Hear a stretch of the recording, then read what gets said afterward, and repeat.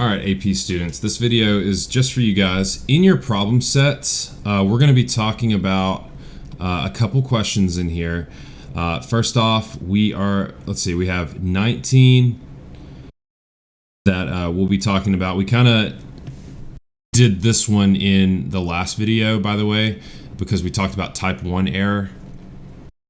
But we'll be able to talk about number 20, 22, several of the questions that are talking about type 2 error. That's what we're going to be looking at. So any of these power of the tests right here through this section through 25. So really 17 through 25 is what we're going to be looking at answering on here, which we already answered a couple of those in the last video. Okay. But let's talk about this idea called power. So in your notes, we're going to start by writing this definition here, power of a test and how it's related to type 2 error. So I'm going to pause the video, and I'd like you all to write down this definition. Power of a test against a specific alternative, probability that the test will reject HO at a chosen significance level alpha when the specified alternative value of the parameter is true. Okay, so I'll pause and let you write that. All right, so there's a bunch of words in there that, even for me coming back and looking at this, last year was my first year teaching AP, and obviously by this point in time, of course, the coronavirus pandemic had already shut down schools, so I didn't really get the best experience teaching it. I am going to be showing a video, a Khan Academy video, and I'll keep my camera on the screen. We're going to sort of watch it together and talk through some of the points here about it and try to understand it. But let's go ahead and write down the formula. We don't have to write this. I'm going to get rid of this here. So I want you to just go ahead and write down the formula.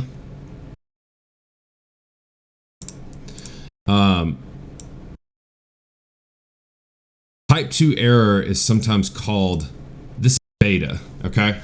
So the probability of making type 2 error. So let's actually add that as well. So you will want to write this probability of making type 2 error. You will see that as called beta.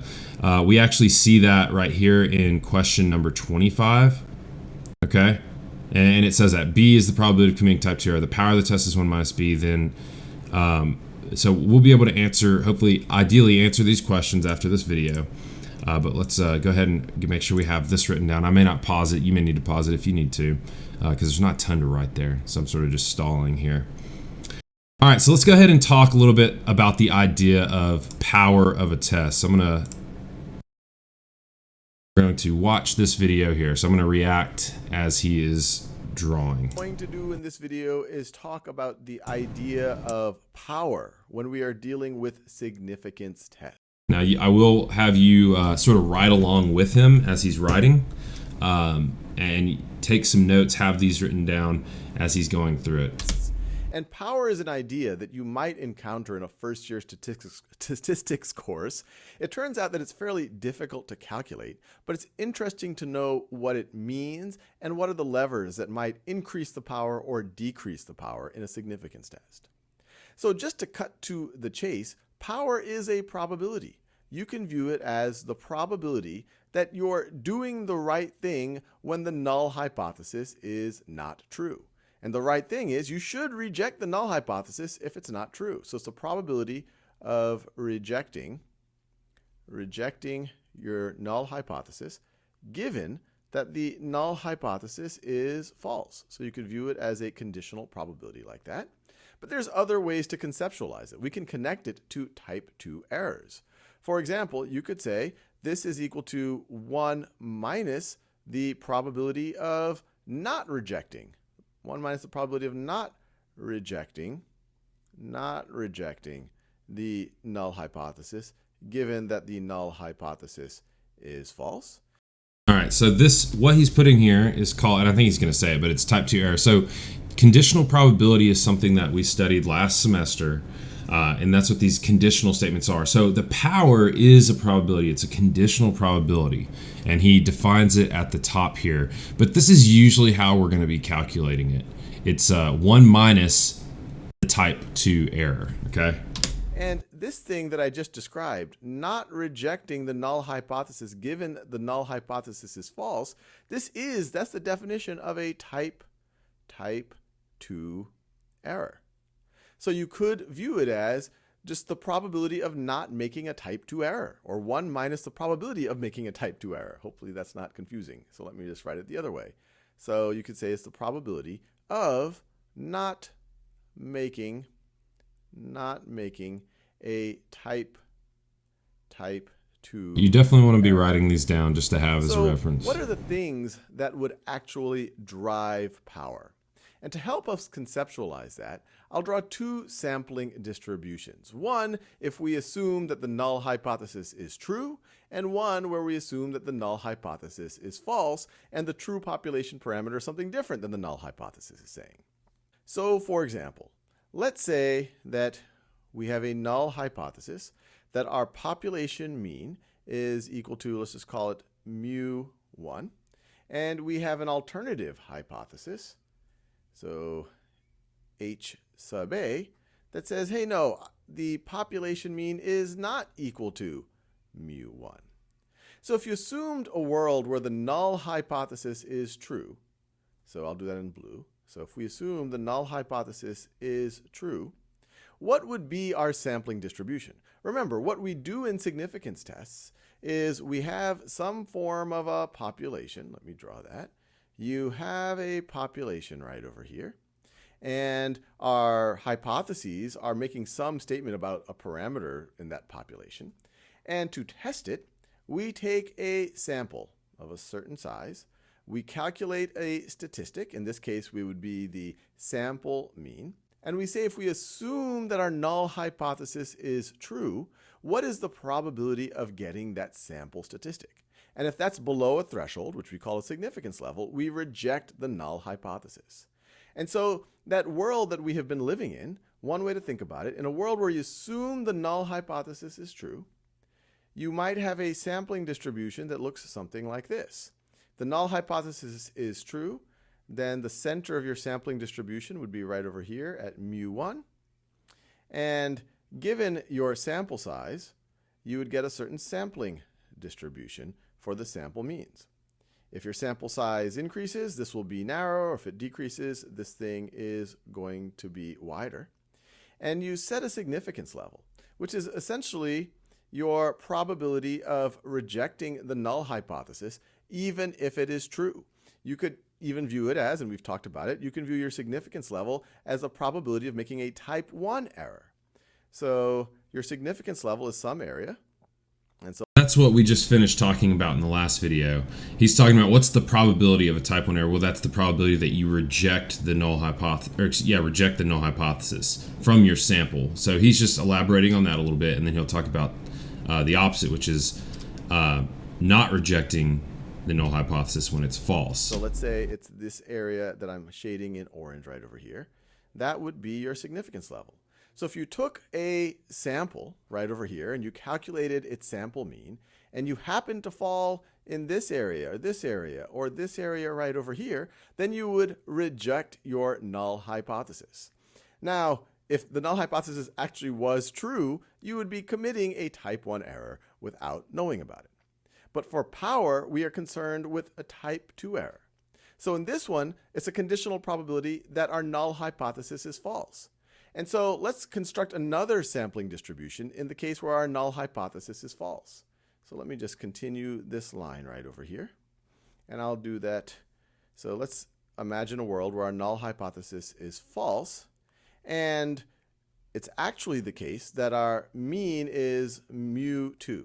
And let's say that mu2 is right over here. And in this reality, our sampling distribution might look something like this. Once again, it'll be for a given sample size. The larger the sample size, the narrower this bell curve would be. And so it might look something like this. So in which situations. So in this world, we should be rejecting the null hypothesis. But what are the samples in which case we are not rejecting the null hypothesis, even though we should? Well, we're not going to reject the null hypothesis if we get samples if we get a sample here, or a sample here, or a sample here. A sample where, if you assume the null hypothesis is true, the probability isn't that unlikely. And so the probability of making a type 2 error when we should reject the null hypothesis but we don't is actually this area right over here. And the power. So just here, let's talk about this. So the probability of making a type 2 error is the blue right now. Come on, hide this thing. I'm trying to hide that line. So that blue area. I wish this would go away so I can look at it. May not let me. Can't just okay. So the power is going to be everything else. Okay, so he's got this one here. Given that it's false here, what's the probability that we're going to reject HO? Well, it would be this entire curve, and that's what he's about to say. But I just wanted to pause and make sure everybody's clear on what's happening. The blue area here is the probability of type 2 error. Okay, given that the mean is not equal to the true mean. So our definition, let's go back to that just to apply it here. The power of a test against a specific alternative is the probability that the test will reject HO at the chosen significance level alpha when the specified alternative value of the parameter is true. Okay, so a specific alternative. Okay, so the specific alternative here is this red line that he has drawn, this red distribution. I mean, he could have put this over here, right?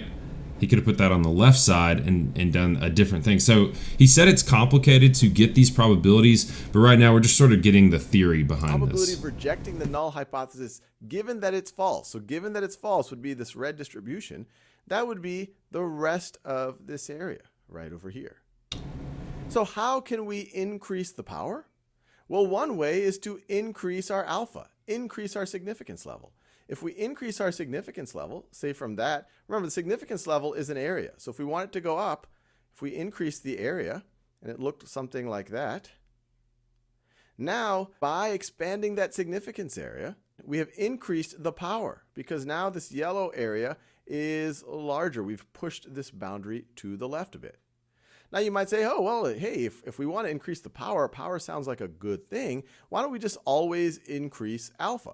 Well, the problem with that is if you increase alpha, so let me write this down. So if you need to write this down. Your significance level and you increase it, that will increase the power.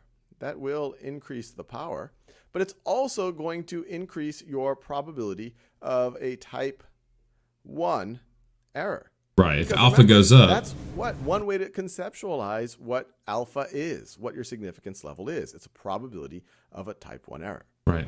Now, what are other ways to increase your power? Well, if you increase your sample size, then both of these distributions these sampling distributions are going to get narrower. And so if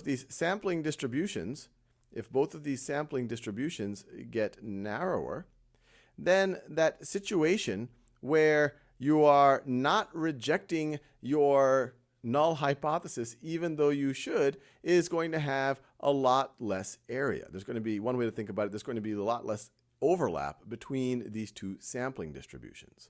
And so let me write that down. So another way is if you increase n, your sample size, that's going to increase your power.